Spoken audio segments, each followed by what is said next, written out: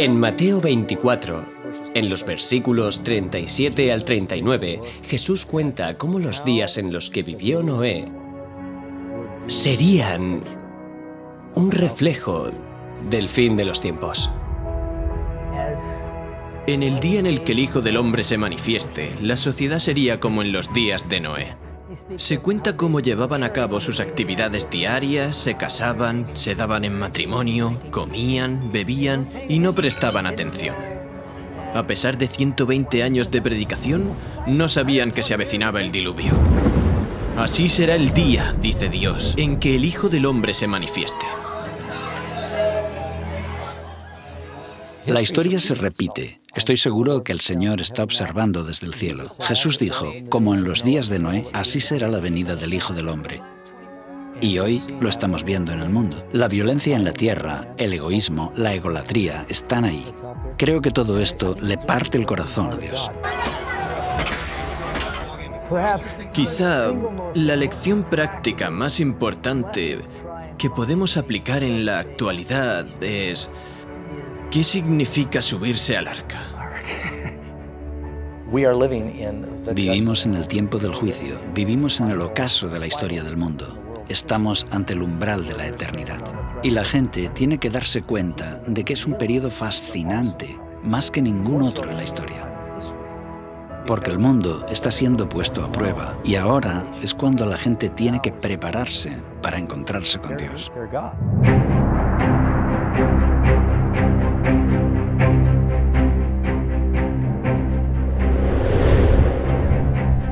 Lo que ocurrió antes del diluvio volverá a suceder justo antes de la segunda venida de Cristo.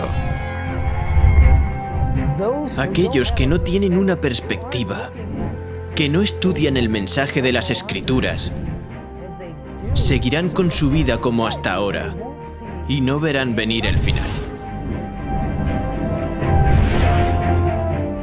Soy Jeff Reich, director de Layman Ministries. Lo que ahora vas a presenciar no se parece a nada de lo que hayas visto antes. No solo vamos a investigar la historia del diluvio, también buscaremos las raíces de la evolución y cómo ha influido en la sociedad occidental. Y lo más importante, veremos cómo la historia de Noé ayuda a explicar las páginas de la profecía bíblica. Esta es la historia de Noé y el diluvio, como nunca antes la habías visto.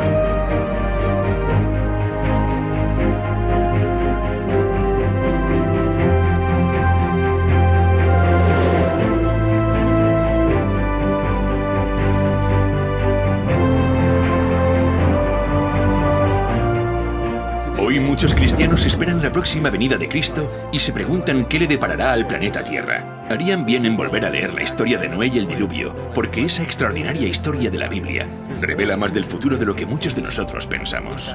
De hecho, las pruebas están por todas partes.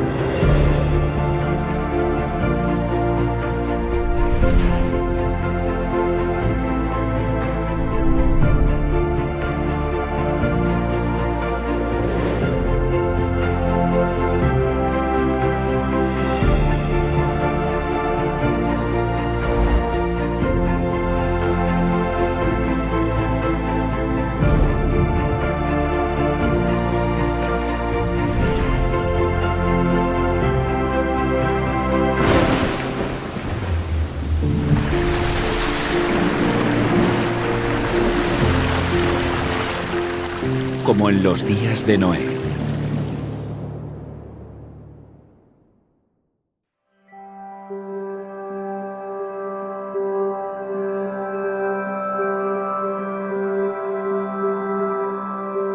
Dios es amor. Su naturaleza, su ley es amor. Siempre lo ha sido y siempre lo será. Cada parte de la creación, desde el más pequeño de los insectos que flotan bajo un rayo de sol hasta las vastas galaxias en el lejano espacio exterior, todo es la expresión de su amor inescrutable.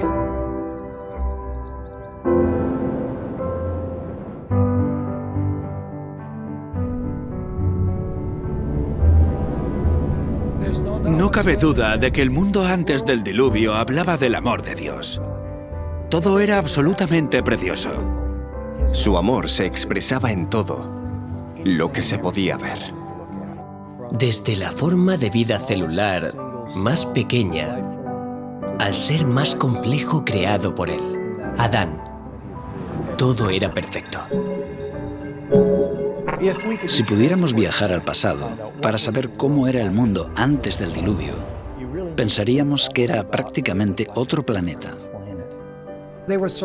Abundaban los alimentos. Abundaba la belleza en la naturaleza. Las montañas no eran escarpadas, inhóspitas ni peligrosas como las de hoy.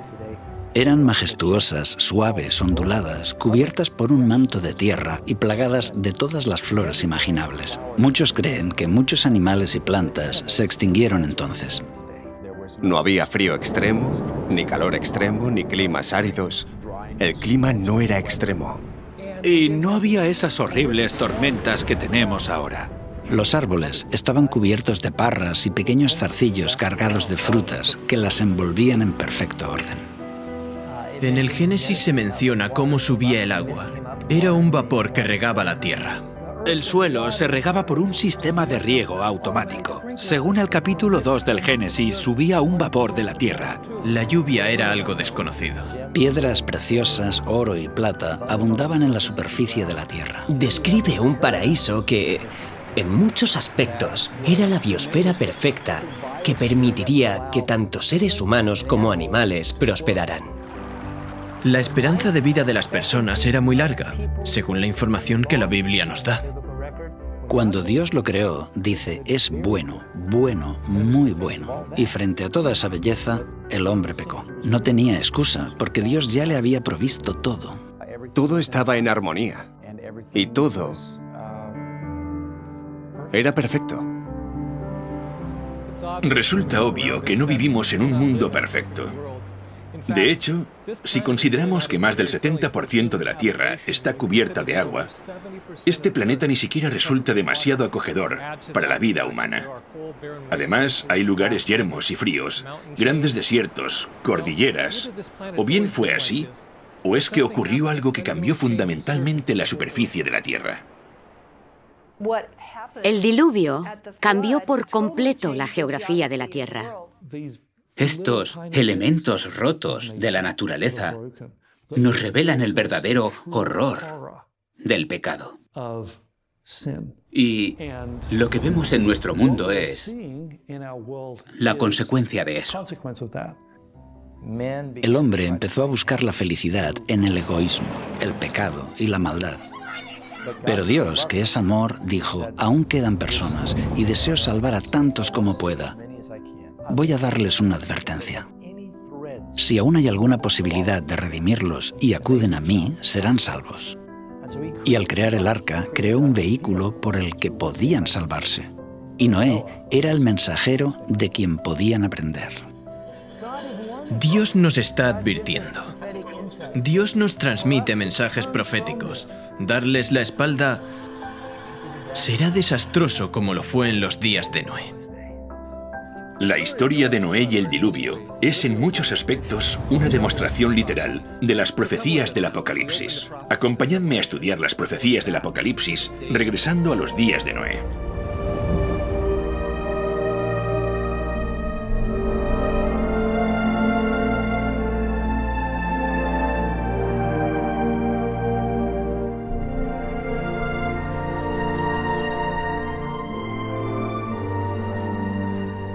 En los días de Noé había signos de decadencia, pero la tierra era aún rica y hermosa gracias a la providencia divina. Las colinas estaban pobladas con árboles majestuosos que sostenían las parras cargadas de frutas. Vastas llanuras revestidas de verdor y del dulce aroma de miles de flores. Los frutos de la tierra eran de una gran variedad y de una abundancia casi ilimitada. Los árboles superaban en tamaño, belleza y perfecta simetría a los más hermosos del presente. Su madera era fina y noble, muy parecida a la piedra y apenas un poco menos duradera que esta. Abundaban el oro, la plata y las piedras preciosas. La raza humana aún conservaba mucho de su vigor original. Solo unas pocas generaciones habían pasado desde que Adán tuvo acceso al árbol de la vida, y la vida del hombre aún se contaba en siglos.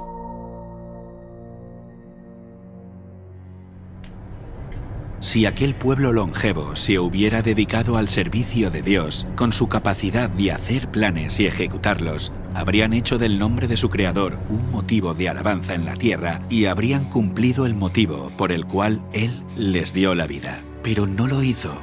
Había gigantes, hombres de gran estatura y fuerza, conocidos por su sabiduría, hábiles en la elaboración de las obras más maravillosas. Pero la culpa en que incurrieron al dar rienda suelta a su maldad fue proporcional a su destreza y habilidades mentales.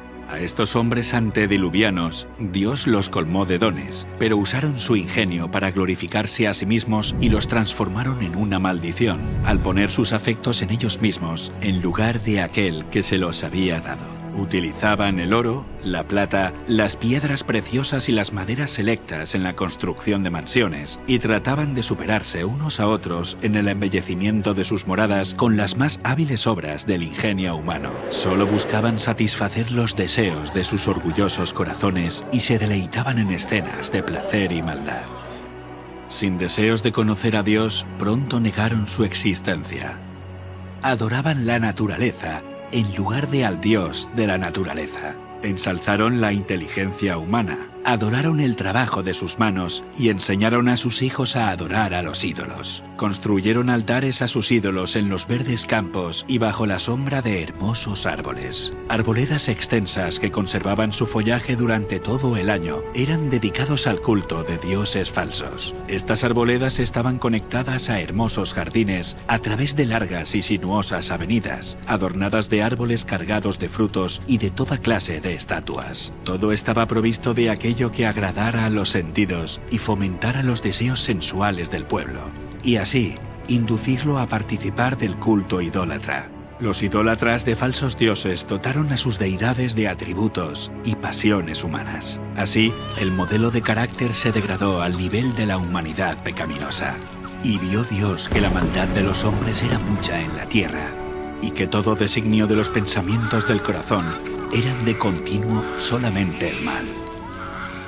Y se corrompió la tierra delante de Dios, y estaba la tierra llena de violencia. Dios dio a los hombres los mandamientos como una ley de vida, pero violaron su ley, y el resultado fue todo pecado imaginable.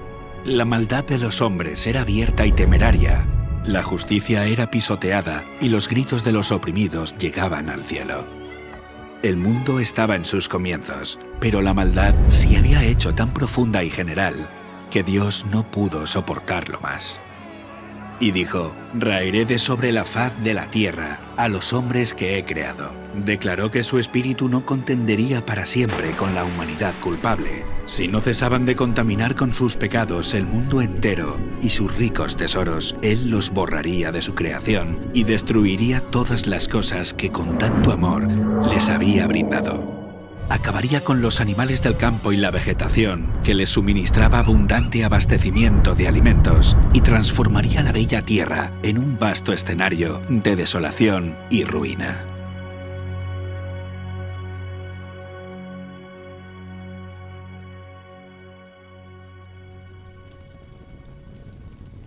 «120 años antes del diluvio, el Señor contó su propósito a Noé por medio de un ángel y le ordenó construir un arca. Mientras la construía, Noé tenía que predicar que Dios iba a traer sobre la tierra un diluvio para destruir a los impíos. Aquellos que creyeran el mensaje y se preparasen para este acontecimiento, arrepintiéndose y reformándose, obtendrían el perdón y serían salvos. Dios dio a Noé las dimensiones exactas del arca e instrucciones explícitas acerca de todos los detalles para su construcción. La sabiduría humana no habría podido idear una construcción de semejante resistencia y durabilidad. Dios fue el diseñador y Noé el maestro constructor. Tenía 3 pisos de altura y una puerta en uno de los lados. La luz entraba por la parte superior y las distintas secciones estaban dispuestas de forma que todas estaban iluminadas. El material que se empleó en la construcción del arca fue el ciprés o madera de gofer, que resistiría al deterioro durante cientos de años. La construcción de esta inmensa estructura fue un proceso lento y laborioso. El arca por sí misma no hubiera podido resistir la tormenta que se avecinaba sobre la tierra. Solo Dios podía proteger a sus siervos de las aguas tempestuosas. Por la fe, Noé, cuando fue advertido por Dios acerca de cosas que aún no se veían, con temor preparó el arca en que su casa se salvaría, y por esa fe condenó al mundo y fue hecho heredero de la justicia que viene por medio de la fe. Mientras Noé daba al mundo su mensaje de amonestación, su trabajo daba testimonio de su sinceridad. Así su fe se perfeccionó y se manifestó. Dio ejemplo al mundo creyendo lo que Dios le había dicho. Todo lo que poseía lo invirtió en el arca. Mientras construía aquel enorme barco en tierra seca, multitudes de todas direcciones se acercaban para contemplar aquella extraña escena y oír las fervientes palabras de tan singular predicador. Cada martillazo dado en la construcción del arca era un testimonio para la gente. Aún así, no se arrepintieron delante de Dios. No quisieron renunciar a sus pecados. Durante el tiempo que aún quedaba hasta el diluvio, su fe fue puesta a prueba, pero no pasaron la prueba. Vencidos por la incredulidad reinante, se unieron a sus antiguos compañeros para rechazar el solemne mensaje. Algunos estaban plenamente convencidos y hubieran atendido las palabras de advertencia, pero eran tantos los que se burlaban y lo ridiculizaban que terminaron participando de ese mismo espíritu. No todos los hombres de aquella generación eran idólatras en el sentido estricto de la palabra. Muchos decían adorar a Dios. Afirmaban que sus ídolos eran representaciones de la deidad y que a través de ellos la gente obtenía un concepto más claro del ser divino. Al tratar de representar a Dios mediante objetos materiales, cegaron sus mentes respecto a la majestad y el poder del Creador. Dejaron de ver la santidad de su carácter y la naturaleza sagrada e inmutable de sus requisitos. A medida que el pecado se generalizaba, este cada vez parecía menos grave y declararon que la ley divina ya no estaba en vigor, que era contrario al carácter de Dios castigar la transgresión, y negaron que sus juicios se dejarían sentir en la tierra.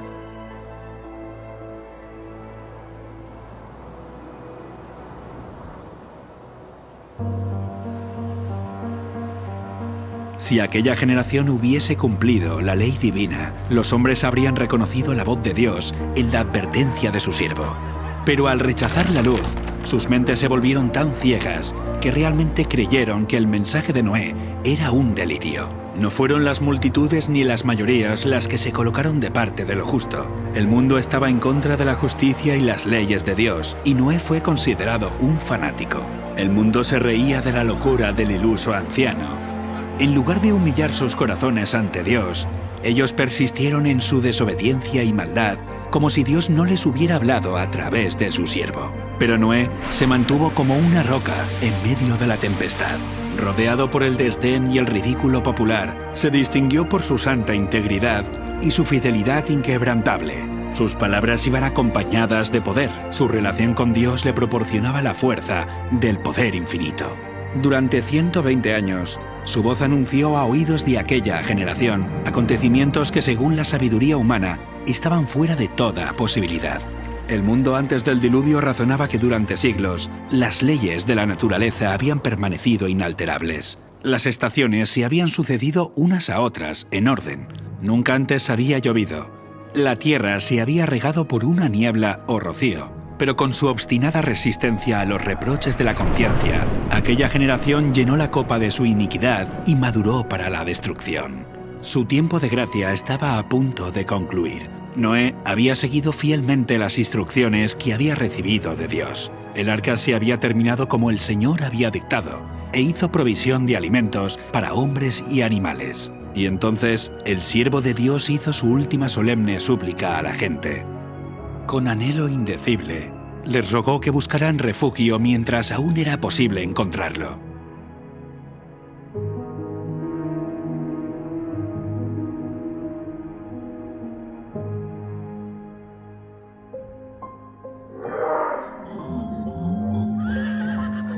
Animales de todo tipo, desde los más feroces hasta los más mansos, se veían venir desde las montañas y los bosques y dirigirse tranquilamente hacia el arca.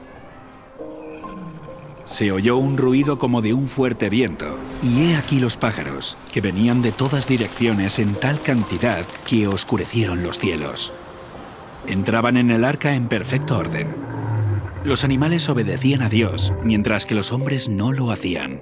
Guiados por santos ángeles, de dos en dos entraron con Noé en el arca, macho y hembra, como mandó Dios a Noé. Y los animales limpios, de 7 en 7. El mundo contemplaba maravillado, algunos hasta tenían miedo. Llamaron a los filósofos para que explicaran aquel extraño suceso, pero fue en vano. Era un misterio que no podían comprender. Dios ordenó a Noé: entra tú y toda tu casa en el arca, porque a ti he visto justo delante de mí en esta generación. El mundo había rechazado las advertencias de Noé, pero su influencia y ejemplo habían sido una bendición para su familia. Como recompensa a su fidelidad e integridad, Dios salvó con él a todos los miembros de su familia.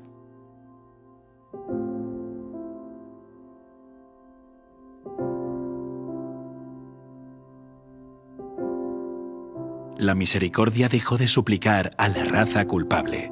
Los animales de los campos y las aves del aire habían entrado en su refugio. Noé y su familia estaban dentro del arca. Después, el Señor cerró la puerta. Se vio un relámpago deslumbrante y una nube de gloria aún más brillante descendió del cielo para colocarse ante la entrada del arca.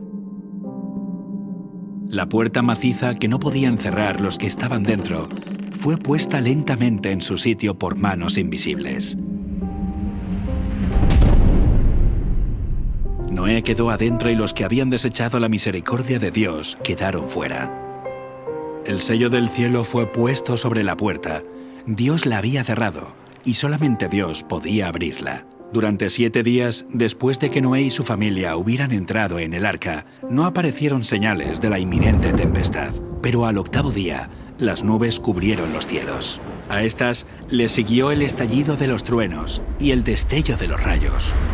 Pronto empezaron a caer grandes gotas de lluvia. El mundo nunca había presenciado nada parecido y el miedo asaltó el corazón de los hombres.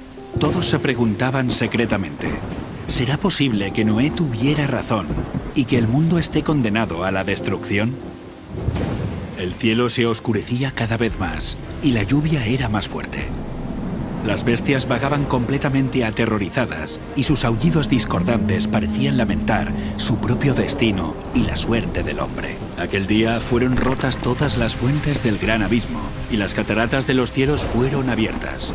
El agua se veía caer de las nubes como enormes cataratas. Los ríos se desbordaron de sus cauces e inundaron los valles. Torrentes de aguas brotaban de la tierra con fuerza indescriptible, arrojando al aire a decenas de metros rocas macizas que al caer se enterraban profundamente en el suelo. Los altares donde habían ofrecido sacrificios humanos fueron destruidos y los idólatras temblaron ante el poder del Dios vivo y comprendieron que la causa de su ruina fue su corrupción e idolatría. A medida que la violencia de la tempestad aumentaba, árboles, edificios, rocas y tierra fueron lanzados en todas direcciones. El terror de los hombres y los animales era indescriptible. Por encima del rugido de la tempestad podían escucharse los lamentos de un pueblo que había despreciado la autoridad de Dios. Muchos estaban frenéticos por el miedo y estiraban sus brazos hacia el arca, implorando que se les permitiera entrar. Pero sus súplicas fueron en vano. Se habían convencido que había un Dios en los cielos que lo gobierna todo. Algunos, en su desesperación, intentaron romper el arca para entrar en ella, pero la firme estructura resistió todos los embates. Otros se sujetaron al arca hasta que las embravecidas aguas los tiraron o se cayeron por la colisión con rocas y árboles. Todas las fibras de la maciza arca temblaban cuando era golpeada por los vientos inmisericordes, y una ola la arrojaba a la otra. Los rugidos de los animales que estaban dentro del arca expresaban su miedo y dolor. Pero en medio de los revueltos elementos, el arca continuaba flotando con toda seguridad. Otras personas se ataron juntamente con sus hijos en los lomos de poderosos animales, sabiendo que estos eran tenaces para conservar la vida y subirían a las cumbres más altas para escapar del agua que se iba elevando. Otros se ataron a elevados árboles en la cumbre de las colinas o las montañas. Sitio tras sitio que prometía seguridad era abandonado.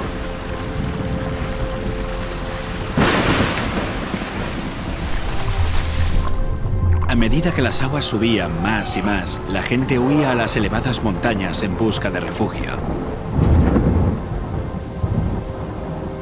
En muchos lugares, hombres y animales luchaban por el mismo sitio, hasta que ambos eran barridos por la furia del agua. Desde las cimas más altas, los hombres contemplaban un enorme océano sin costas. Las solemnes advertencias del siervo de Dios ya no eran objeto de ridículo y mofa. ¿Cuánto habrían deseado los pecadores condenados recuperar la oportunidad que habían dejado escapar? ¿Cómo rogaban que se les concediera una hora más de gracia, otra manifestación de misericordia, otra invitación de los labios de Noé? Pero ya no escucharían más la dulce voz de la misericordia. El amor, no menor que la justicia, exigía que los juicios de Dios pusieran fin al pecado. Las aguas vengadoras barrieron el último refugio, y los que habían despreciado a Dios murieron en las oscuras profundidades. Por la palabra de Dios, el mundo de entonces pareció anegado en agua. Pero los cielos y la tierra que existen ahora están reservados por la misma palabra, guardados para el fuego en el día del juicio y de la perdición de los hombres impíos. Otra tormenta está por venir, y el pecado y los pecadores serán destruidos. Dios es amor. Aún así hay un límite de tiempo para soportar la maldad. Vimos que Dios envió una inundación de agua para limpiar la maldad de aquella época. Pero nos queda una pregunta. ¿Podría haber habido una catástrofe mundial sin que hubiera dejado evidencias de que realmente ocurrió? El diluvio universal es más que una historia en un libro. Está escrita en la tierra.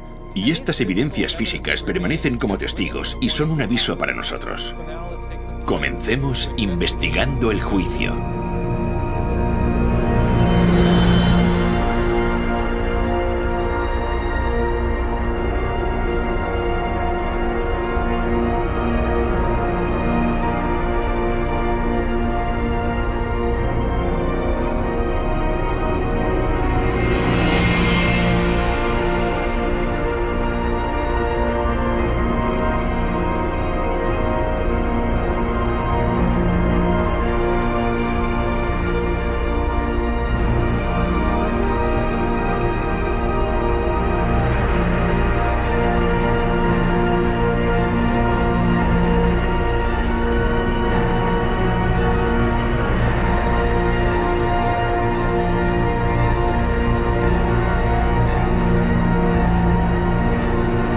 Investigando el juicio.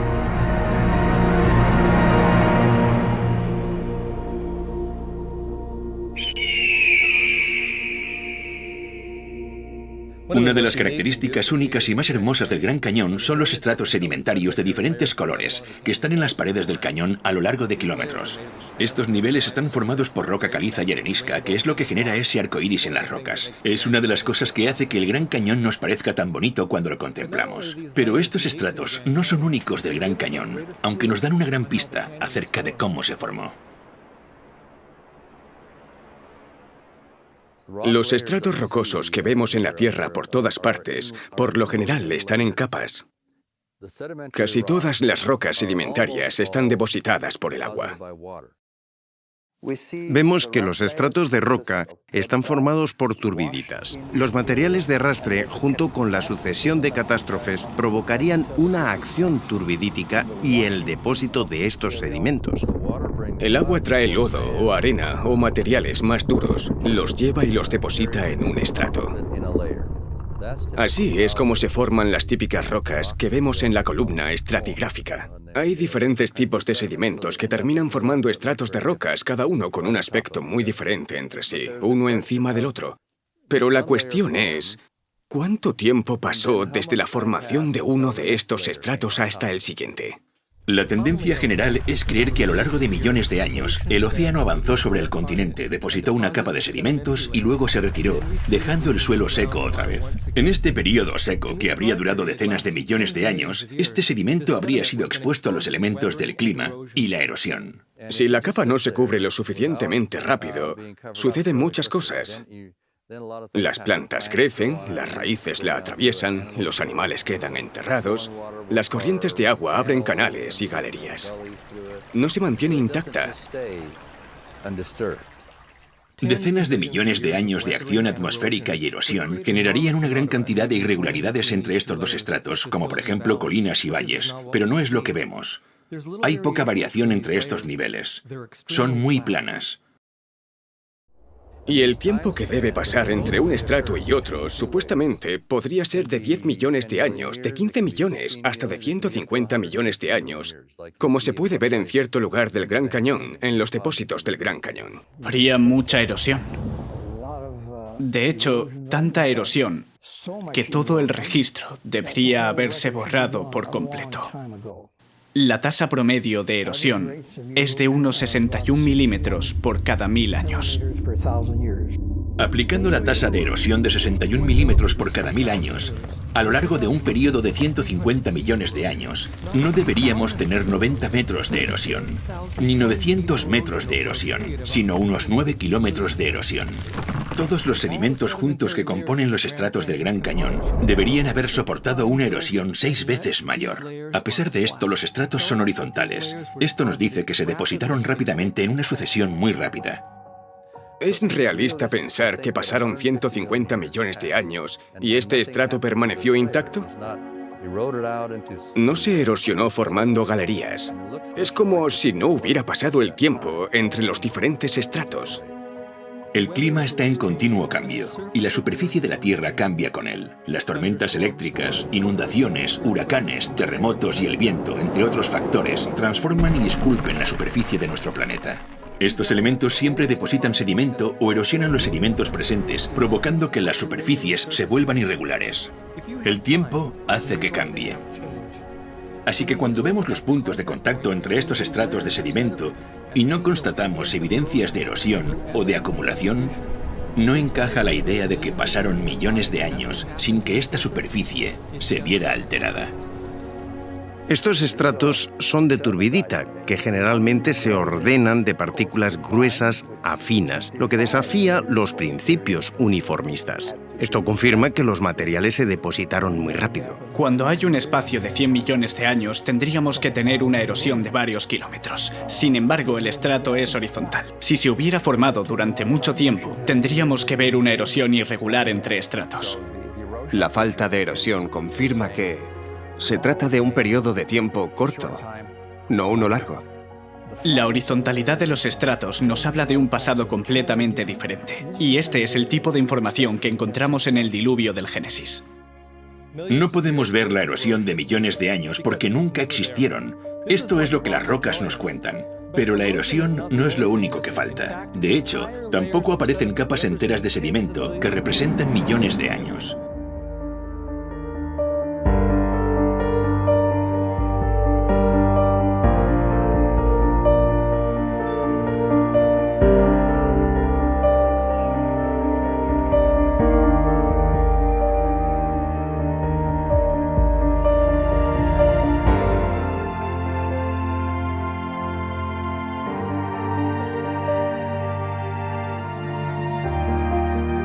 Aquí en el Gran Cañón puedes ver que detrás de mí está esta roca que es ligeramente rojiza. Es arenisca coconino. Está justo encima de esta más oscura de aquí que se llama ermitaño pérmico.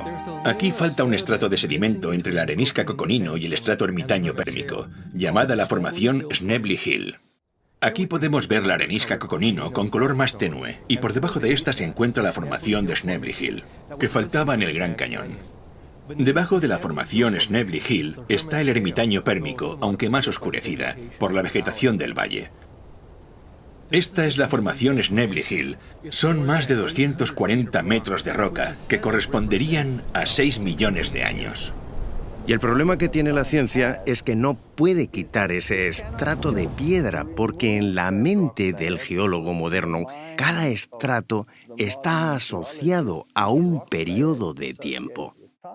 Eliminar un estrato de roca significa que tenemos que quitar ese periodo de tiempo. La solución para ello sería, que los niveles inferiores se formaron. Los que faltan deberían estar ahí porque el tiempo ha transcurrido igual. Pero justo en esa zona la erosión ha debido hacer desaparecer toda la capa hasta el estrato anterior sin que hayan quedado huellas. El siguiente estrato se habría depositado encima. El problema con eso es que el contacto es totalmente horizontal, como la lámina de un vidrio sobre otra, sin que hayan quedado evidencias de esos patrones de erosión que mostrarían una degradación o desgaste profundos. No tenemos ninguno de estos escenarios.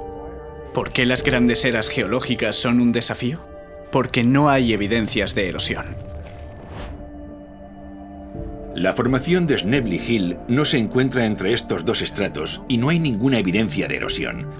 Esto nos dice que apenas pasó tiempo entre la formación de estos estratos y que se depositaron rápidamente en un evento catastrófico. Por esta razón, no encontramos la formación de Snebly Hill entre estos estratos del Gran Cañón, y volvemos a constatar esto mismo a tan solo 144 kilómetros de aquí. El Gran Cañón es un ejemplo geológico fantástico de catastrofismo y desafía a las teorías modernas que tratan de explicar estas incoherencias. Aquí tenemos piedra caliza de Redwall, que descansa sobre la roca caliza de Moab.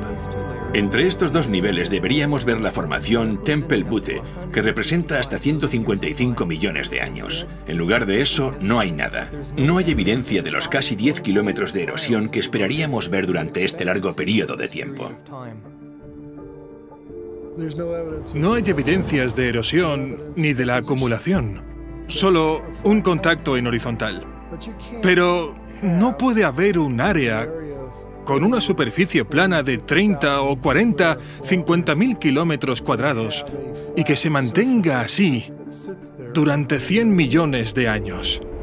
Después de todo, 1 millón de años es tiempo suficiente como para erosionar 6 o 7 veces toda Norteamérica de su nivel actual hasta su base, hasta el nivel del agua.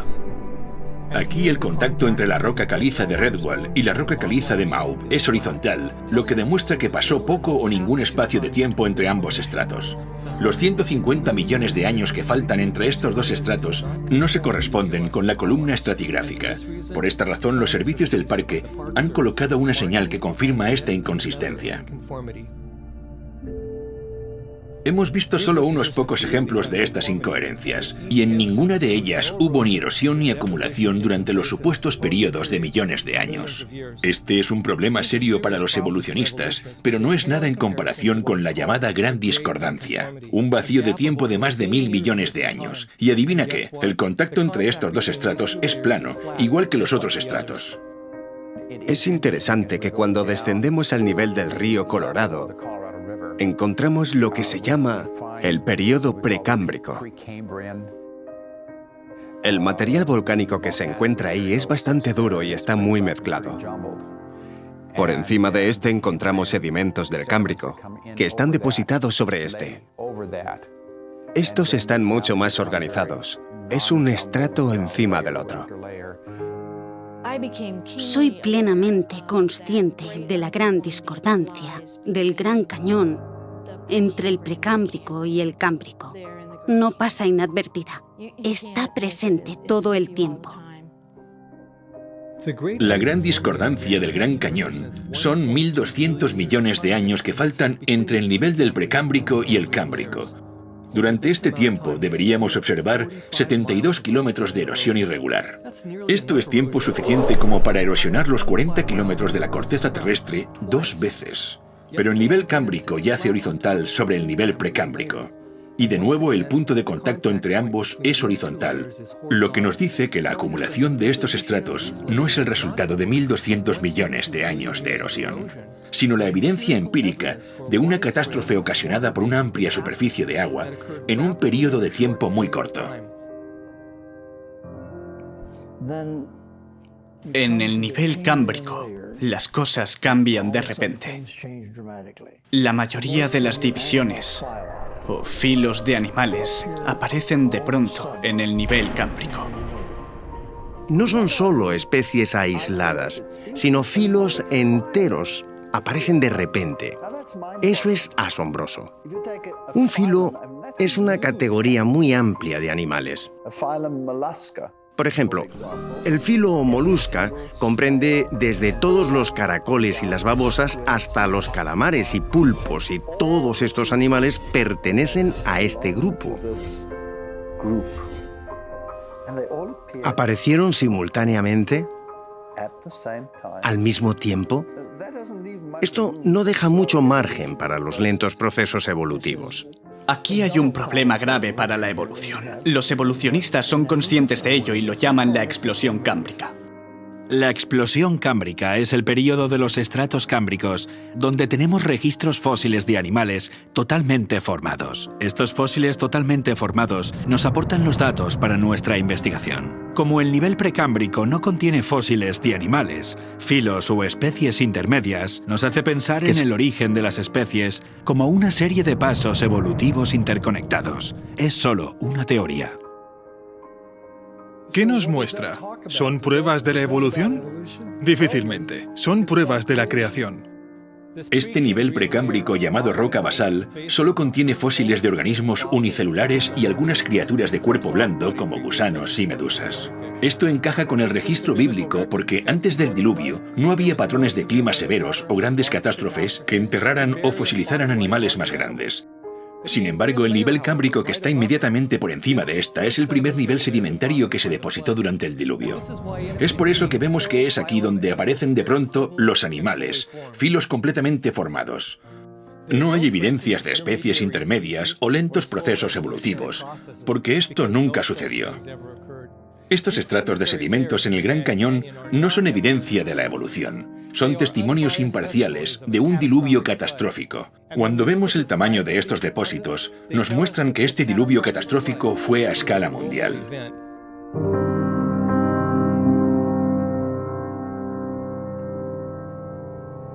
El Gran Cañón está ahí, y en los márgenes se pueden ver los estratos. Pero todos esos estratos de cientos de kilómetros que van hasta Arizona, Utah y Wyoming y Montana hasta Canadá son los mismos estratos. La arenisca Tapiz que se encuentra en el fondo del Gran Cañón fue la primera capa que depositó el diluvio. Va desde México, pasa por toda América del Norte, hasta Groenlandia. La formación Morrison cubre 643.000 kilómetros cuadrados, desde Nuevo México hasta Canadá, y la arenisca de San Pedro cubre aproximadamente 800.000 kilómetros cuadrados. Cuando pensé en cómo estos estratos estaban dispuestos, todos están en horizontal. No hay interrupciones entre ellos. No es solo que los estratos se asentaron rápido, sino que entre uno y otro no hubo millones de años de erosión.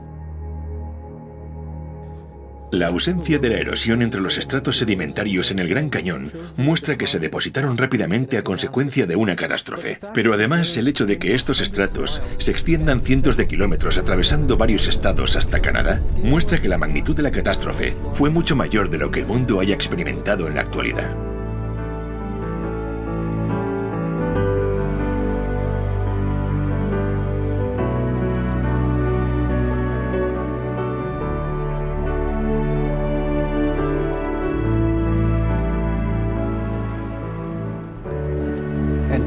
Tenemos evidencias de un diluvio universal cuando observamos los sedimentos, estudiando su estructura, en los fósiles encontrados en esos sedimentos y, ¿por qué no?, también en lo que llamamos la columna estratigráfica. Encontramos el cámbrico, el ordovícico, el silúrico, el devónico, el carbonífero y el pérmico. Esas son algunas de las grandes estructuras que vemos. Las podemos encontrar en Estados Unidos. Vamos a Europa y adivina qué, encontramos las mismas secuencias. Vamos a Asia y encontramos las mismas secuencias. Vamos a Australia y encontramos las mismas secuencias. No solo encontramos las mismas secuencias en la estructura y en el contenido, también en el contenido fósil. Para mí, esto demuestra que algo tuvo que pasar en todo el mundo. Si no fuese de forma simultánea, estuvo muy cerca de serlo. para que se depositaran estos sedimentos y todas las estructuras sedimentarias. Intento centrarme en las cosas que se han registrado y nos han ayudado a darnos cuenta del aspecto universal del diluvio. Por ejemplo, lo que llamamos las calizas de Creta del Cretácico y que se encuentran en todo el mundo. La capa de Creta se deposita bajo el agua. Se forma a partir de los esqueletos de carbonato de calcio de foraminíferos, que son organismos marinos. Y hay grandes cantidades de estos organismos. Este estrato se extiende en todo el continente y de continente a continente. Y solo pueden depositarse estando bajo el agua. Por lo tanto, todo el mundo debió estar bajo el agua al mismo tiempo.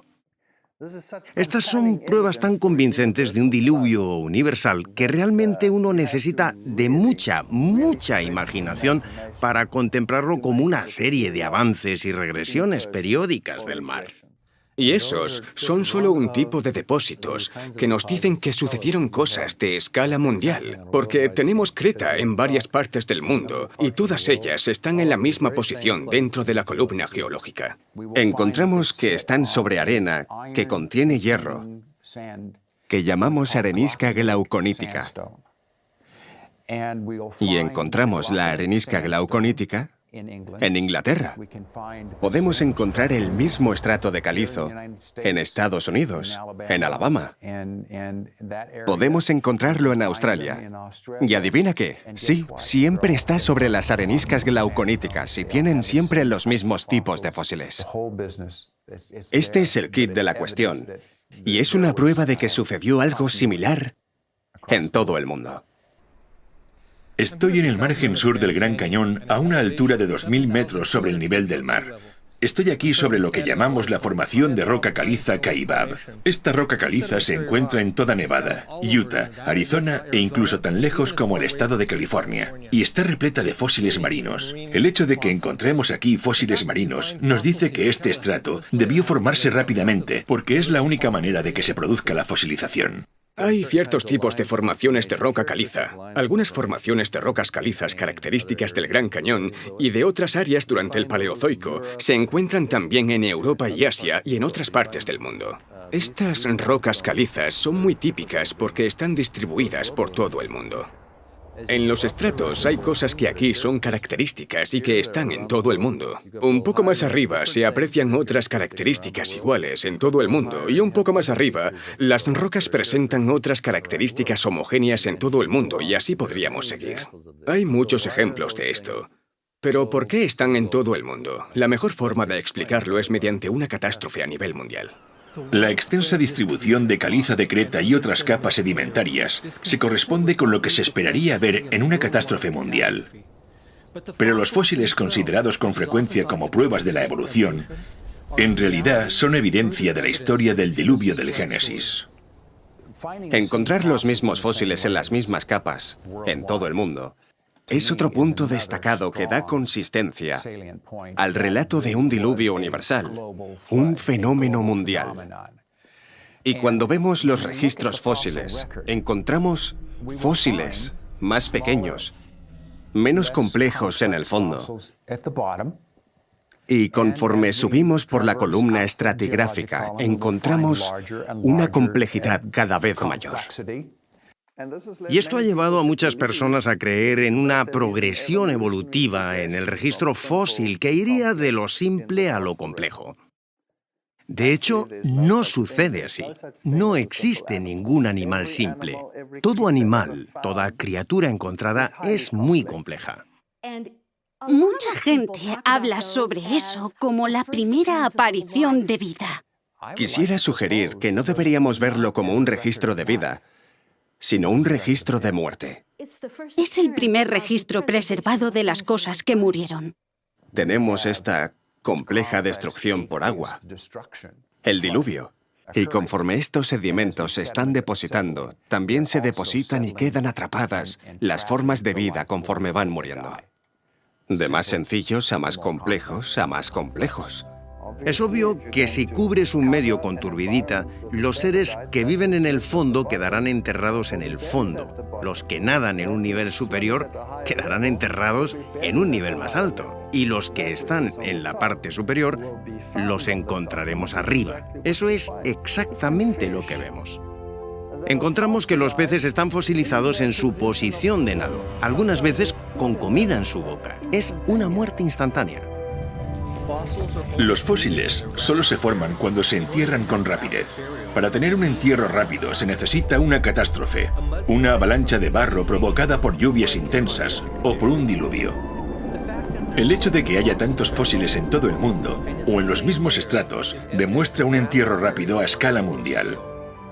Otra pista que señala que esto fue el resultado de un diluvio universal es el hecho de que estos animales fueron arrastrados a los llamados cementerios fósiles por corrientes muy fuertes. Cementerios fósiles.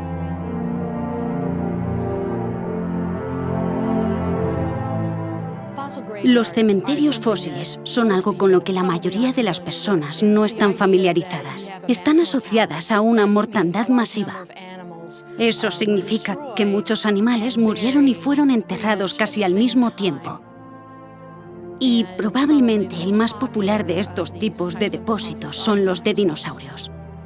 Pero hay zonas de concentración que siempre me han hecho pensar. Tenemos que entender cómo se comportan los sedimentos. Tal vez se trataba de zonas bajas y esos animales fueron arrastrados y depositados en una depresión, de manera que las aguas que movían estos cuerpos los concentraron ahí. Encontramos este tipo de cosas en todo el mundo. Por ejemplo, hay estratos en el centro de Utah con braquiópodos. Los braquiópodos son como las almejas. Hay, quién sabe, millones de estos organismos formando estos estratos. Eso es un cementerio fósil, una cantidad de fósiles desmesurada. En este momento estoy trabajando en un yacimiento óseo en Wyoming, donde tenemos restos de 10.000 dinosaurios o más. Esto verdaderamente nos habla de una catástrofe. No se forman yacimientos óseos sin que haya una catástrofe. Al menos en nuestro yacimiento encontramos que los huesos no están como esperaríamos que estuvieran si un grupo de animales hubiera muerto en un periodo de tiempo muy amplio. En lugar de eso, los huesos están desarticulados y organizados según su tamaño. Hay huesos grandes al fondo y huesos pequeños arriba, y la única manera de que esto pase es que toda esta gran cantidad de restos fueran transportados como si una corriente los arrastrara hacia las aguas más profundas y los huesos se clasificaran conforme se iban moviendo. Por ejemplo, la cuenca Karoo es enorme y los dinosaurios y las criaturas están orientados según la dirección de la corriente del agua. El pensamiento moderno diría que estos animales debieron depositarse en cuencas de ríos y después se esparcieron prácticamente por todo el continente. Eso sería un río gigante. No es algo que suceda hoy en día. Habría que imaginarse un mundo completamente diferente en el pasado. Hay tantas cosas que apuntan hacia un diluvio universal.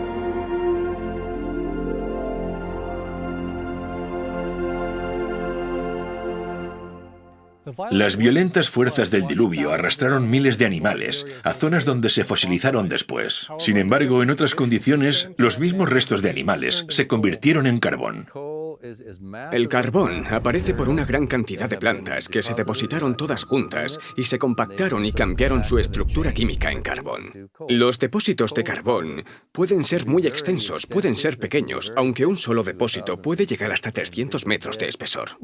Lo encontramos en estas vetas finas, con la base y la parte de arriba muy definidas, que no es la forma en la que crecen las plantas. Parece como si hubieran sido transportadas. Fueron evidentemente depositadas por el agua. Se encuentran organismos marinos en yacimientos de carbón que están situados en tierra. Esto desmiente cualquier historia que contradiga el relato bíblico. Encontramos grandes cantidades de carbón. En Wyoming tenemos millones y millones de toneladas de carbón. En Australia tenemos millones y millones de toneladas de carbón. En Europa tenemos, también en Pensilvania, y estos son solo algunos ejemplos. Cubren miles de kilómetros cuadrados y todos estos depósitos de carbón son del mismo tipo, en la misma posición dentro de la columna estratigráfica que se extiende hasta Europa y Rusia, y así podríamos continuar.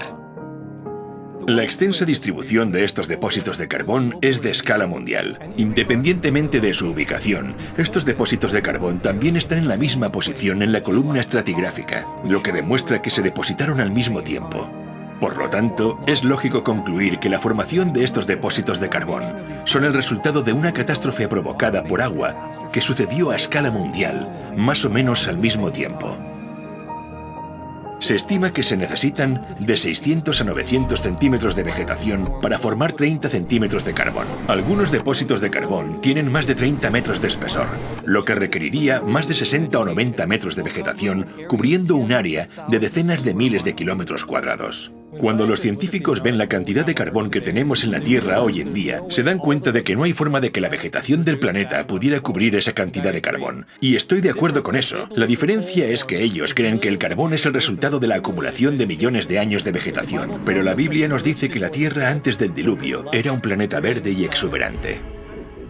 No es imposible que el carbón venga de la vegetación existente antes del diluvio.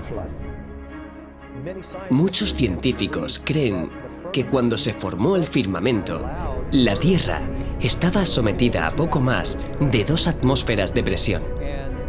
Estas 2 atmósferas de presión generarían un crecimiento muy abundante. Donde ahora vemos vastos desiertos, cordilleras y continentes helados, hubo una vez, antes del diluvio, tierra fértil y vastos bosques como nunca hemos visto. Encontramos grandes cantidades de petróleo en los desiertos del Medio Oriente, vestigios de sus antiguos paisajes verdes. Los científicos encontraron en los testigos perforados en la Antártica que el continente antes era un bosque tropical cubierto de palmeras. Los vastos bosques enterrados en la Tierra durante el diluvio y que después se han transformado en carbón y petróleo, forman los extensos yacimientos que vemos hoy en día. Estas son solo algunas de las muchas evidencias que testifican el amor de Dios por el hombre, mediante la creación de un planeta verde y exuberante, y que fue destruido por una catástrofe mundial ocasionada por el agua tal y como la Biblia lo registra. El diluvio es un evento que concuerda con lo que vemos en geología, en términos de una creación de Dios en solo 6 días hace unos pocos miles de años, tal y como la Biblia lo describe.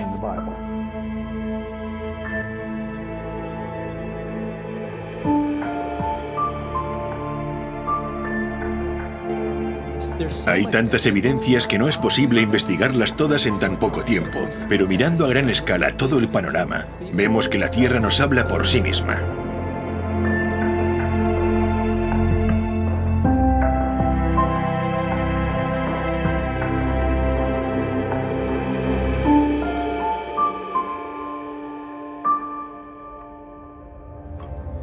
Hemos visto cómo no hay erosión entre los diferentes niveles de estratos horizontales del Gran Cañón, lo cual nos dice que estas capas se depositaron rápidamente y no a lo largo de millones de años. Hemos visto que la magnitud de esta catástrofe tuvo que ser al menos tan grande como el tamaño de algunos de estos estratos que formó, y que incluso se extiende a otros continentes, lo que confirma su impacto mundial. Hemos analizado cómo no hay rastro de erosión en estas capas sedimentarias durante los supuestos cientos de millones, o incluso miles de millones de años, mostrando que esto no concuerda con el modelo evolutivo. Comprobamos que en el primer estrato sedimentario se encuentran animales fósiles completamente formados, y no en etapas evolutivas progresivas.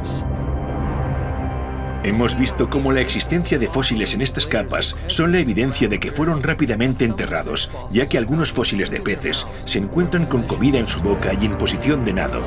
Encontramos que los grandes cementerios fósiles son una sólida prueba de que miles de animales muertos, peces, mamíferos e incluso aves, fueron arrastrados juntos y depositados en depresiones donde quedaron cubiertos y fosilizados. Hemos visto cómo los depósitos enormes de carbón y petróleo que ahora encontramos solo pudieron formarse por la compactación de la vegetación existente de una tierra verde y exuberante que fue destruida y enterrada. Vimos cómo el estrato de creta del Cretácico, formado por el diluvio, cubre todos los continentes tal y como cabría esperar en una catástrofe mundial.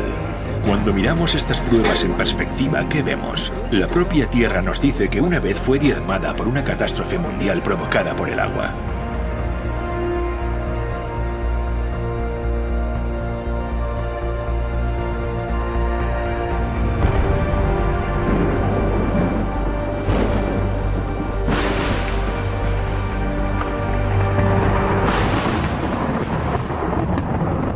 o habla a la tierra y ella te enseñará. Los peces del mar te lo declararán también. ¿Qué cosa de todas estas no entiende que la mano de Jehová la hizo?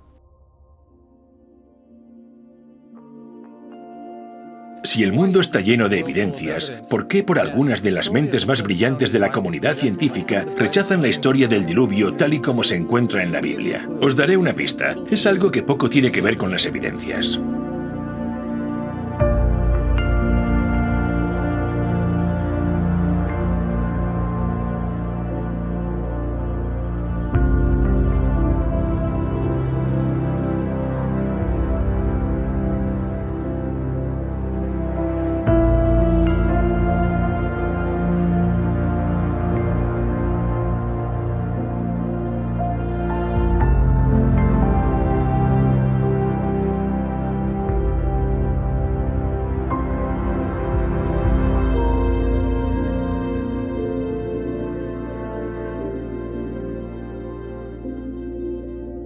La Biblia nos da una explicación de la historia. Cuando la Tierra y la vida fueron creadas perfectas, pero todo cambió por culpa del pecado. Si eso es verdad, ¿por qué tantos científicos se oponen radicalmente a este punto de vista? La razón tiene más relación con la forma de ver el mundo que con las evidencias. Dejar a un lado las creencias religiosas no resuelve el problema. El prejuicio no es un problema religioso, es un problema humano. No importa lo que profesemos, tanto si yo digo que soy cristiano y rechazo la biología evolutiva, como si soy un evolucionista y rechazo el cristianismo, o si me encuentro confundido en algún punto intermedio. En cualquier caso, todo lo que hacemos, todo lo que vemos, todo lo que decimos y comprendemos, nuestra visión del mundo, cómo formulamos nuestras ideas, nuestros pensamientos a partir de lo que vemos y conocemos del mundo alrededor de nosotros, se ven afectados inalterable e inevitablemente por estas dos visiones. La visión del mundo tiene una fuerte influencia en lo que percibimos y el tipo de preguntas que nos hacemos. Si tu interpretación de los datos está limitada por tu forma de ver el mundo, es obvio que vas a reducir el tipo de conclusiones a considerar. Así que, por ejemplo, cuando tienes una visión del mundo materialista y observas las células, estas máquinas moleculares increíbles que yo tanto disfruto estudiando, o la información registrada en el ADN, hay ciertas teorías que puedes considerar a partir de los datos recogidos. Pero si eres un materialista, ninguna de tus teorías te van a sugerir que una mente inteligente escribió esa información en el ADN. Esa teoría no está permitida. La evolución contradice las leyes de la física. Todo se transforma de un nivel superior a uno inferior. Siempre hay una regresión, nunca sucede al revés. Es la ley de la termodinámica, y la vida desafía la ley de la termodinámica. Así que tenemos una teoría que básicamente viola cada una de las leyes de la física y aún así es una de las teorías más reconocidas e incluso está protegida por la legislación. Es increíble. La ciencia se define como una exploración sistemática que construye y organiza el conocimiento en forma de explicaciones comprobables y predicciones sobre el universo. El problema que tiene la evolución es que sus explicaciones no se pueden comprobar. La evolución necesita que algo que no está vivo pueda por sí mismo crear algo vivo. Este misterioso suceso no se ha observado en ningún lugar de la naturaleza ni en un laboratorio y por lo tanto no sigue el método científico, así que no puede establecerse como un hecho científico. Toda la vida se compone de ADN, una forma muy compleja de organizar la información. La razón por la que los procesos naturales no pueden ni nunca producirán vida es porque los procesos naturales no generan ni organizan información. La organización requiere de inteligencia. Donde vemos evidencia de organización, vemos evidencia de Dios. Por lo tanto, la revelación más suprema que el estudio de la ciencia y del mundo natural puede otorgarle a la humanidad es el descubrimiento de lo sobrenatural. A pesar de esto, el prejuicio del orgullo humano y el empeño del hombre por mantener una visión del mundo sin Dios influye en nuestros tribunales e instituciones educativas que hasta la fecha ordenan por ley que se enseñe la evolución como un hecho infalible. La gente me pregunta, ¿por qué la ciencia parece estar cada vez más segura de mantener una explicación evolucionista sobre el origen de la vida? ¿Es porque tenemos más datos? No, en realidad no es eso. Es porque esa visión del mundo nos da confianza, nos atrae cada vez más, y pienso que en parte se debe a las batallas políticas sobre lo que tiene que enseñarse en las escuelas públicas. Cuando dicen que tienes que enseñar eso, entonces básicamente lo que están diciendo, en mi opinión personal, es que todos los profesores tienen que mentir, porque tienen que proclamar esa teoría que es una hipótesis de la ciencia moderna. Cuando hay otras teorías que explican mejor lo que vemos y que están excluidas. Si expusieran a los estudiantes ambas teorías para que pudieran compararlas y elegir, sería justo. Pero la forma en la que se está haciendo ahora está fuera de toda lógica. En los libros de texto no se habla de Dios, ni en los libros de texto científicos, ni en los artículos científicos. Dios no aparece. Pero, ¿y si Dios existe? Así no hay forma de encontrar la verdad. De esa forma, la visión del mundo limita las cosas. Una de las cosas que realmente aprecio de la visión bíblica del mundo y que adoptan los cristianos es que es liberadora. No podemos decir que toda la realidad es solamente lo que podemos ver físicamente. No hay nada que nos diga que esa es la única realidad. Prefiero un enfoque más amplio. Incluyamos a Dios dentro de las posibilidades y volvamos a mirar las evidencias científicas. Las evidencias científicas apuntan a Dios.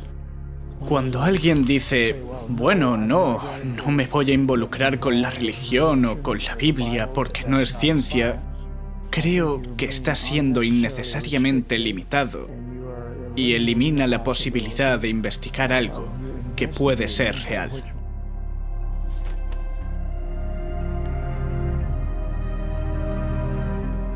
La ciencia tiene cierto atractivo para la mente independiente y el corazón de los humanos. La ciencia es el reino de lo humano. Es lo que hemos hecho. Es lo que sabemos. Mientras que la religión, la fe, el cristianismo, es el reino de Dios. Pienso que el principal impedimento para aceptar la historia bíblica de los orígenes son las consecuencias que conlleva aceptarlo.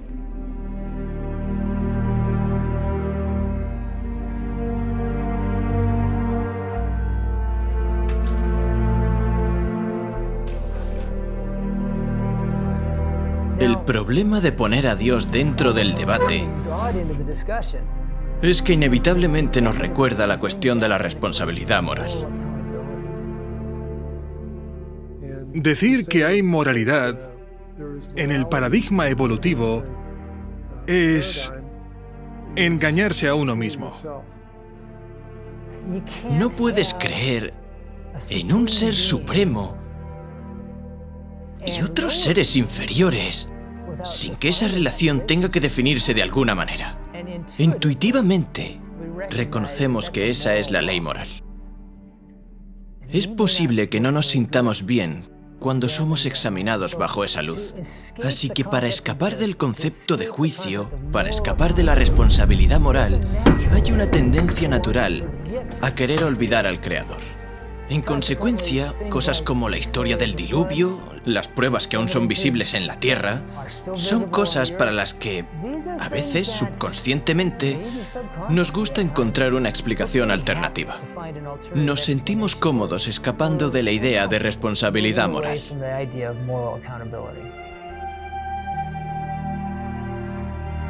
Eliminar la responsabilidad moral implica reescribir la historia del mundo, y esto es precisamente lo que ha ocurrido. Se adoptó una nueva visión del mundo, en particular una visión del mundo que no incluía la historia del diluvio, intentando así eliminar el juicio de Dios y en consecuencia toda responsabilidad moral. Pero ¿cómo es que tuvo éxito una visión tan radicalmente distinta? La oportunidad perfecta surgió hacia el final de la Edad Media.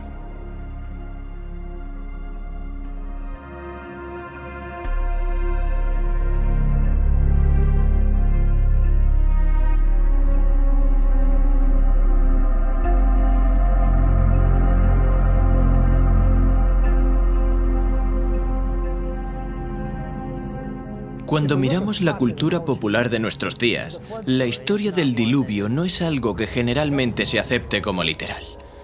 Así que es muy fácil decir que nadie cree en eso. Bueno, eso nos lleva a preguntarnos, ¿qué pasó con los últimos miles de años? Y la respuesta es, todo el mundo cree en eso. De hecho, la historia del diluvio universal se ha escrito en todas las épocas, en las culturas de todo el mundo. Todas las culturas tienen la historia de un diluvio. Todas enseñan lecciones sobre esta historia. En cada cultura las lecciones son diferentes, pero lo creían. ¿Por qué no lo creemos ahora? A veces los estudiantes me preguntan cómo la ciencia llegó a tener el punto de vista que tiene ahora, que niega los milagros y tiene una fuerte reticencia a creer en la creación. Para comprender eso tenemos que ir a la historia. Nuestra sociedad ha estado sometida bajo toda una estructura de pensamiento intelectual fabricada y dirigida a desacreditar la historia del diluvio, la historia del mundo y la historia de la creación.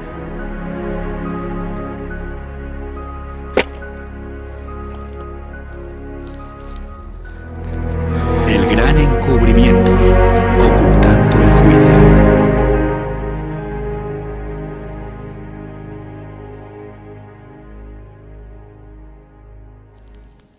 Toda la superficie de la Tierra ha cambiado a consecuencia de una catástrofe provocada por el agua. Y estas evidencias tan abrumadoras no pueden borrarse ni eliminarse. Así que en las mentes de los que rechazan la historia del diluvio, necesitan reinterpretarse. Y así es como pasó. Durante toda la Edad Media, algunos sectores de la sociedad eran muy autocráticos y dogmáticos y perseguían a la gente, lo que hacía que la vida fuera muy difícil para las personas. Los reprimían. ¿Y quiénes hacían eso? Bueno, eran los gobiernos y la Iglesia. Una de las cosas que el hombre más desea obtener es el dominio sobre el hombre. Durante el periodo medieval, la Iglesia era la que gobernaba el mundo. Durante el medievo, a lo largo de un periodo de 1500 años, la Iglesia Católica dominó en toda Europa. Mantuvo este dominio casi universal de forma inflexible. Durante los últimos 1500 años, uno de los escenarios de conflicto con la Iglesia Católica a la hora de desarrollar la libertad de pensamiento fue el campo de la ciencia. Son bien conocidas las historias de científicos que tuvieron conflictos con la Iglesia. Desde Galileo, pasando por Newton, Copérnico hasta Francis Bacon. Probablemente Galileo sea el más famoso. Promovió el heliocentrismo. El Sol era el centro y todos los pequeños planetas dando vueltas. Pero a la Iglesia no le gustó por diferentes ideas filosóficas. Poner la Tierra como el centro era importante desde el punto de vista filosófico. Era una marca de perfección en la creación de Dios. Y no fue popular la idea de que la Tierra no estaba donde se suponía que estaba y que los otros planetas no daban vueltas en círculos perfectos. La Inquisición llamó a Galileo, lo puso bajo arresto domiciliario, lo amenazó con severos castigos, posiblemente la muerte. Por desgracia, muchas veces recordamos esta historia para mostrar que entre el cristianismo y la ciencia hay un antagonismo que no se puede resolver. Esto no es lo que deberíamos aprender de esta lección, porque cuando vemos las enseñanzas de la Iglesia durante el medievo, en muchos casos no tiene nada que ver con lo que dice la Biblia. El mundo ha estado sometido a un pensamiento religioso muy rígido. Y cualquier cosa que se saliera de ese esquema tan restringido se consideraba que iba en contra de la verdad, en contra de Dios, contra la Biblia, y debía ser eliminado por la fuerza mediante la acción de la Inquisición y con la pena de muerte. Finalmente, se llegó a un punto en el que la gente estaba cansada de eso. Estaban hartos de eso. La Iglesia perdía credibilidad por culpa de eso, por la manera en la que trataban a la gente. Los gobiernos, la gente estaba harta de cómo los gobiernos los habían tratado, y esto hizo que los eruditos comenzaran a desvincularse de la autoridad y de estas instituciones autocráticas. Se veía a Dios como un Dios vengativo, que acechaba en el bosque esperando a que el transgresor hiciera algo mal. Y los reyes gobernaban no con amor, sino con codicia. Controlaban no por amor, sino a través del miedo. Y esto incluía a la Iglesia. Al ver que este poder abusivo había prevalecido en Europa, rechazaron rotundamente a la Iglesia católica. Y claro, según su forma de pensar, esto significaba que habían rechazado definitivamente el cristianismo. Eso hizo que la sociedad se volviera más atea. Y la mentalidad del hombre es, bueno, ¿cuál era esta fuerza que me restringía? La fuerza que restringe cualquier expansión de la mente es Dios.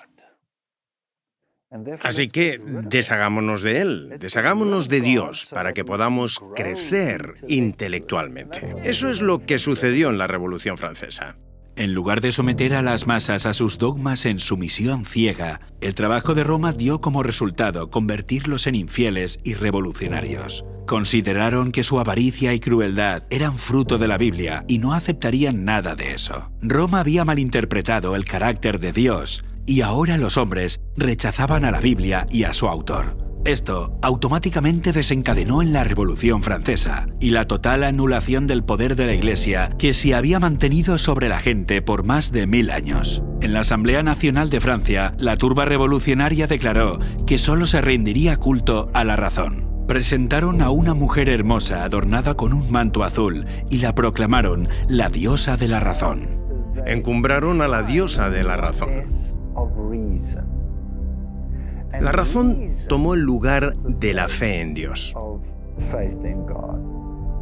Llevaron a esta mujer en carruaje a Notre Dame, destruyeron la iglesia y predicaron semanalmente el ateísmo.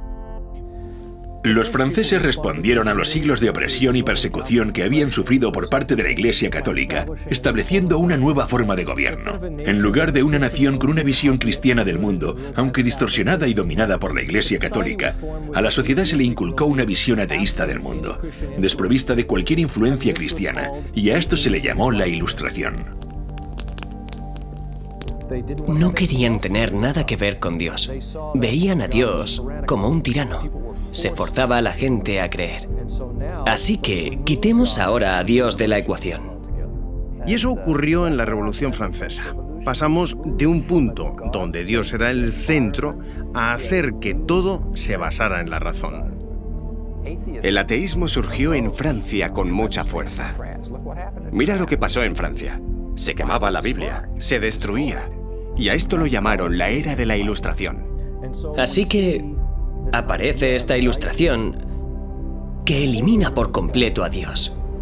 Los sacerdotes católicos fueron excluidos de todos los estamentos de la sociedad francesa y fueron los que sufrieron la tasa de mortalidad per cápita más alta. Los ánimos estaban muy revueltos y se volcaron en contra de la Iglesia. En la mayoría de los casos, eso significó que renunciaron al cristianismo. En un esfuerzo por defender la ciencia y la razón como los nuevos ideales de la sociedad, los esfuerzos de las corrientes ateas se enfocaron en descristianizar Francia durante el período conocido como el Reinado del Terror. Se capturó y ejecutó a los sacerdotes. Las iglesias y los monumentos religiosos sufrieron vandalismo o fueron destruidos. La palabra santo se eliminó de las señalizaciones de las calles. Se prohibió el culto a Dios. Quemaron públicamente la Biblia al grito de guerra de los infieles franceses que decían «aplasten al despreciable», refiriéndose a Cristo y lo que su iglesia representaba. Muchos fueron asesinados mientras oraban de rodillas y sus cuerpos eran abandonados mientras caían en sus mismos lugares de adoración.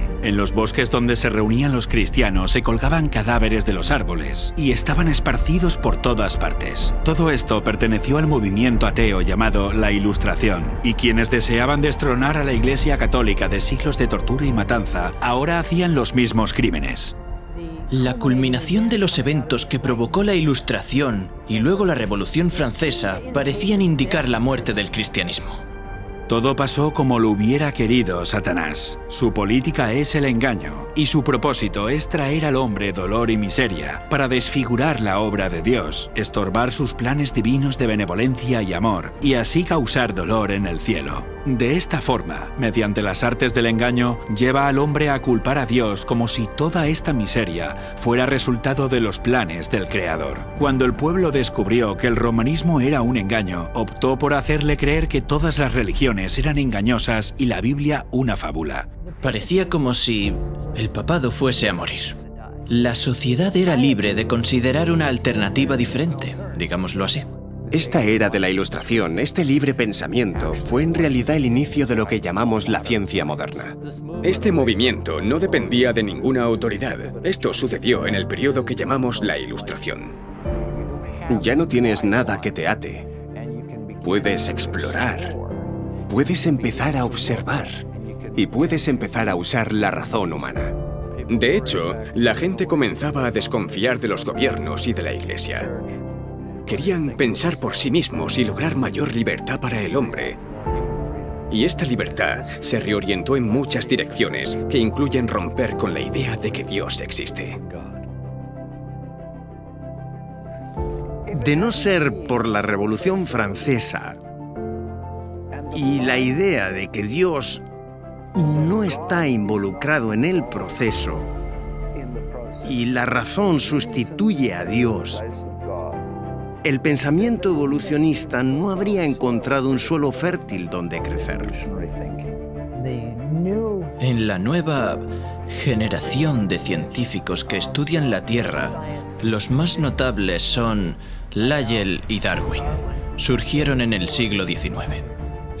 Charles Lyell fue un geólogo que introdujo por primera vez el concepto de que había grandes periodos de tiempo en el desarrollo de las características geológicas y después escribió la obra Principios de Geología. Este punto de vista geológico que Lyell expone en su libro se conoce como uniformismo. El uniformismo establece que los procesos que se han desarrollado y que han ocurrido en el pasado son semejantes a los que tenemos ahora. Si hay algo que en la actualidad necesita mucho tiempo para desarrollarse, también en el pasado debió necesitar mucho tiempo. El uniformismo es en lo que se basan para hablar de millones de años tan importantes para la teoría evolucionista. La aceptación generalizada del principio uniformista ya se predijo en la Biblia como una de las razones principales para que en el tiempo del fin la gente niegue tanto la creación como el diluvio universal. En los postreros días vendrán burladores, andando según sus propias concupiscencias, y diciendo, ¿dónde está la promesa de su advenimiento? Porque desde el día en que los padres durmieron, todas las cosas permanecen así como desde el principio de la creación. Es por eso que el uniformismo enseña que todas las cosas han seguido con el mismo ritmo desde el principio.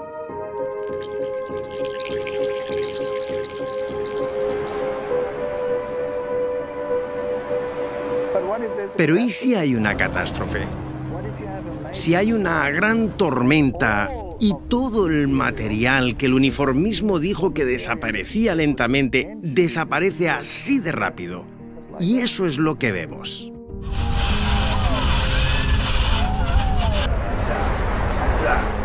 La percepción de que las cosas permanecieron iguales desde el comienzo de la creación es una filosofía que Dios advirtió que caracterizaría el sistema de creencias en los últimos días, y se nos advierte que esta actitud llevaría a las personas a ignorar voluntariamente que el mundo de entonces pereció anegado en agua. La profecía dice que ignoran voluntariamente, lo que significa que serían reacios a considerar toda evidencia acerca del diluvio. Y es precisamente así como Charles Lyell describió su punto de vista.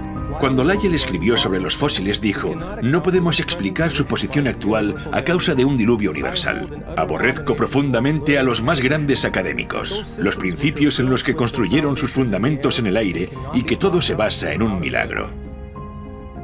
Como naturalista, Charles Lyell rechazaba todos los milagros como una forma de explicación, pero no fueron sus observaciones científicas las que le llevaron a esta conclusión. Fue el compromiso con su propia visión del mundo. Él reveló sus prejuicios contra la historia del diluvio bíblico cuando escribió en una carta que la nueva interpretación de las eras geológicas liberarán la ciencia de Moisés. Estas ideas pasaron de Charles Lyell a un joven estudiante universitario de 22 años, Charles Darwin.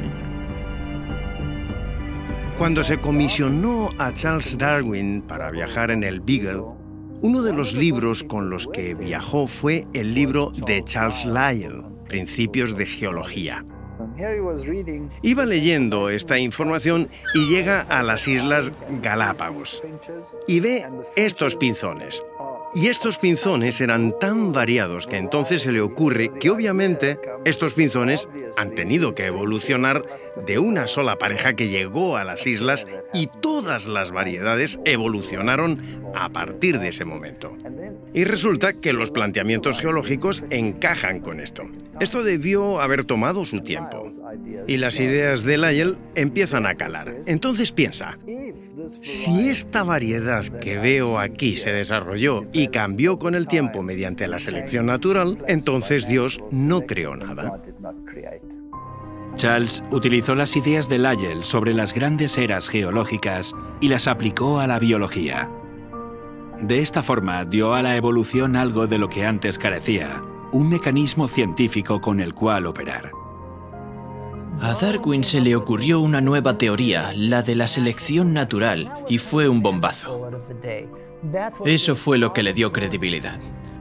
Ahora hemos encontrado un mecanismo que puede explicar este cambio a lo largo de grandes periodos de tiempo. Más adelante, Darwin se convirtió en un amigo cercano de Lyell y algunos dicen que fue la persona que más influyó en la vida de Darwin. Darwin opinó sobre la visión de Lyell acerca del diluvio y dijo: Lyell está convencido de que ha conseguido hacer temblar la fe en el diluvio con mucha más eficacia sin haber dicho palabra en contra de la Biblia que si lo hubiera hecho de otra forma. A mediados del siglo XIX, las cosas empezaron a cambiar. Hacia finales de ese mismo siglo, la comunidad científica empezó a excluir a Dios de sus interpretaciones. Ahora, Dios había sido expulsado del abanico de explicaciones de la comunidad científica. He aquí solamente esto he hallado, que Dios hizo al hombre recto, pero ellos buscaron muchas perversiones. La teoría de la evolución se ha convertido en el fundamento de nuestra sociedad en todo el mundo, y los resultados catastróficos de esta creencia pueden verse en todas partes, en la negación de la responsabilidad moral, en la negación de Dios y por lo tanto, en la negación del diluvio. Pero la evolución, más que ninguna otra creencia, ha llevado a la sociedad a un nivel de maldad como el que existía en los días de Noé. Y vio Jehová que la maldad de los hombres era mucha en la tierra, y que todo designio de los pensamientos del corazón de ellos eran de continuo solamente el mal.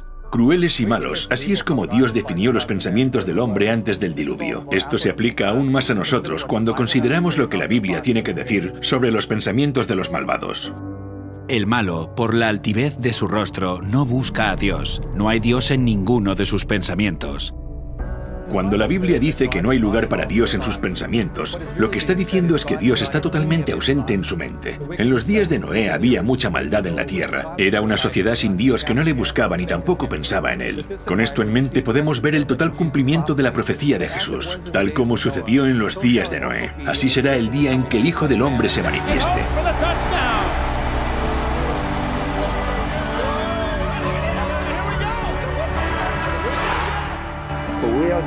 Estamos llegando a un punto en el que Dios está completamente excluido, incluso de los sistemas políticos y de las leyes que se aprueban. Le están borrando de la existencia humana y de la mente de forma totalmente intencionada. Hoy nos encontramos en el mismo punto. Muchas cosas pasaron antes del diluvio. Concretamente, la Biblia nos dice que la tierra estaba llena de violencia. Y la gente, evidentemente, no solo eran culpables de ser violentos, más bien parece que se entretenían con la violencia. Y esto es algo que pasa actualmente en el mundo.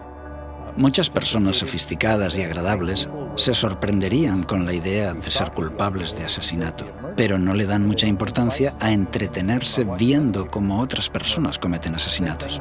Pasa lo mismo con el adulterio. La gente dirá que no cometerían adulterio, pero se entretienen viéndolo y la Biblia habla sobre esto. No solo son los que lo hacen, sino también los que se complacen con los que lo practican. En la actualidad tenemos el concepto de que se puede hacer lo que a uno le dé la gana. La falta de respeto a la palabra de Dios comenzó a finales del siglo XVIII y a comienzos del siglo XIX. La evolución eliminó la conciencia de que Dios es nuestro creador, que tenemos un creador, que tenemos un Dios personal y que hay un juicio. Si crees en la evolución, es absurdo creer en un juicio. Pero si no creemos que en el pasado Dios provocó el diluvio, ¿por qué voy a creer que Él va a destruir el mundo con fuego? No tiene sentido. Así que si puedo hacer que niegues el diluvio, básicamente conseguiré que niegues la destrucción eterna del mundo tal y como lo conocemos. Mientras nuestra cultura globalizada se aleja de la idea de que hay unos principios morales absolutos y nuestra cultura evita adoptar un modelo moral, vemos cómo se incrementa el sufrimiento, el crimen y la miseria de forma proporcional hasta el punto de que ni siquiera se respeta la vida misma. Mientras las cosas siguen empeorando en nuestro mundo, se hace evidente por qué es necesario un juicio justo y por qué también fue necesario en los días de Noé. El mal se había fomentado hasta el punto que ya no hubo solución. Habría continuado a ese nivel para siempre, lo que habría supuesto un universo de miseria eterna. ¿Quién querría vivir en un universo como ese durante toda la eternidad? Si ves a los padres ante las tumbas de sus hijos y la agonía y el dolor que esto conlleva, debe haber un juicio. Y es por eso que Dios ha marcado un límite para evitar que la humanidad fuese sepultada sin que quedaran testigos del amor de Dios y del propósito original de la creación, el de vivir en paz, armonía y amor juntos con Dios. Fue entonces que Dios tuvo que intervenir para que no se perdiera la historia acerca del amor de Dios. Así que Dios tuvo que intervenir. Dios es amoroso, Dios es paciente, pero como le dijo Moisés, aunque es paciente y ofrece abundante perdón y misericordia, no tendrá por inocente al culpable. Hay un tiempo para el juicio. Y el Señor dijo, no contenderá mi espíritu con el hombre para siempre, porque ciertamente él es carne, mas serán sus días 120 años. El texto dice que hubo 120 años de avisos y súplicas. El juicio no vino así como así, aunque los que prefieren ignorar que Noé lo advirtió durante los 120 años que estuvo predicando, pueden pensar que sí lo hizo. El juicio siempre ha estado atenuado con la misericordia, pero la misericordia no impide el juicio. Llegará el momento cuando la lluvia caerá. Y Él destruyó el mundo con un diluvio.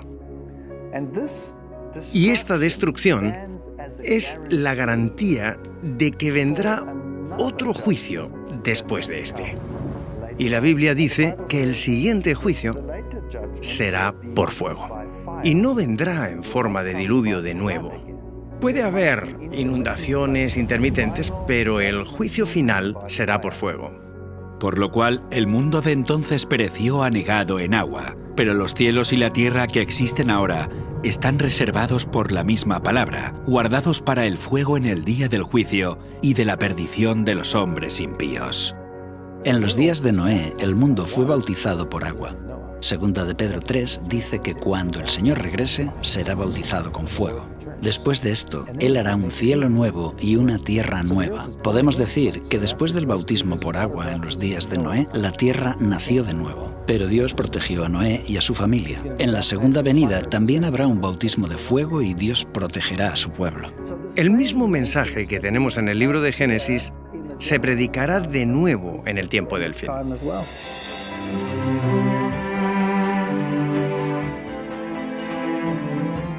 En el fin de los tiempos los días de Noé se repetirán, y las rocas y fósiles de la tierra permanecen como testimonios de este suceso. Como sucede en la historia del Génesis, la propia tierra es tanto un registro como una profecía que nos advierte de que otro juicio está por venir. ¿Pero cuándo? En el tiempo del fin, el hombre recibe 3 advertencias inmediatamente antes de la segunda venida de Cristo. Estas advertencias son dadas por 3 ángeles y son conocidas como el mensaje de los 3 ángeles. Cuando en los días de Noé se dio el mensaje del juicio, fue la hora del primer juicio de la tierra. Ahora, en el tiempo del fin, el mensaje del primer ángel se hace eco de la advertencia de Noé al anunciar: la hora de su juicio ha llegado. En la segunda parte de los días de Noé, investigaremos estos mensajes y también descubriremos en qué año se anunció la hora del juicio y cuándo comenzarán a contar los días de Noé para la última generación.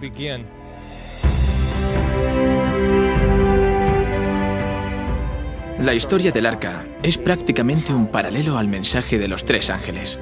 El mensaje de los 3 ángeles de Apocalipsis 14 son el último mensaje de Dios al mundo. Es un mensaje sobre el fin del tiempo y es un mensaje que prepara al mundo para la venida de Cristo.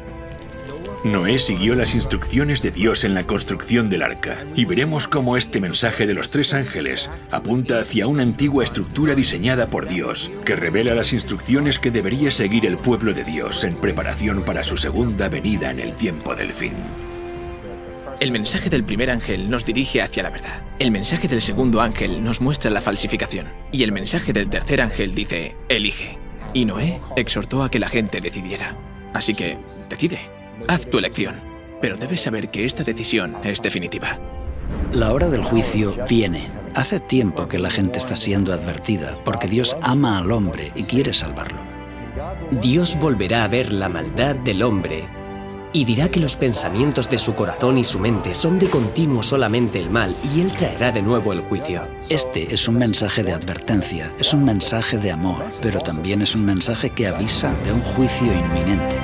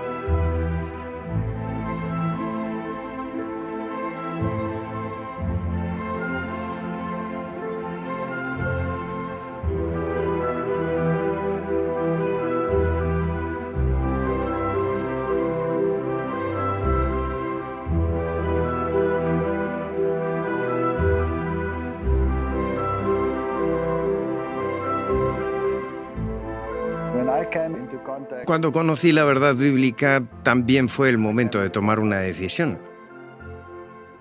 Era ateo y la profecía me dijo que había un Dios. Así que he tenido que tomar decisiones, y las decisiones son difíciles. Cuando tomé la decisión de no creer más en la evolución, sino predicar sobre la creación, esto trajo consecuencias, porque yo era zoólogo y estaba en una universidad secular en el departamento de zoología. La consecuencia fue que renuncié. No estaba dispuesto a transigir con aquello por lo que creo que era un beneficio económico.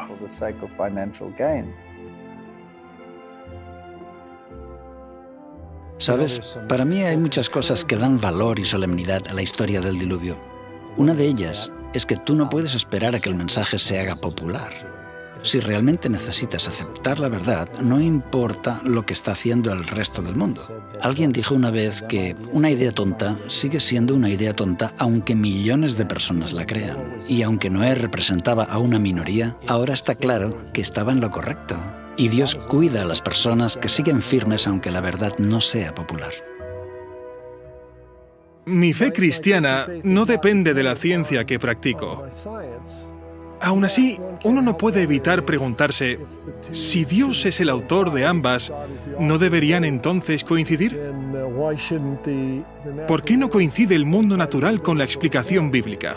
Estoy deseando ver cómo hacemos ciencia de calidad y avances en relación a nuestro conocimiento del mundo, usando la Biblia como punto de partida. Esto me ha motivado y ciertamente ha hecho crecer mi confianza en la palabra de Dios. Y doy gracias por eso.